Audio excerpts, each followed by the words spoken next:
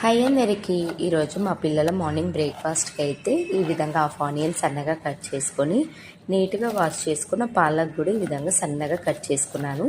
ఆకుకూరలు తిననప్పుడు ఇది simple way అండి. ఇలా చేసి పెడితే వాళ్ళు ఇష్టంగా తింటారు అండ్ మనకు కూడా ఎక్కువ టైం ఏం పట్టదు, జస్ట్ 5-10 మినిట్స్లో అయిపోతుంది.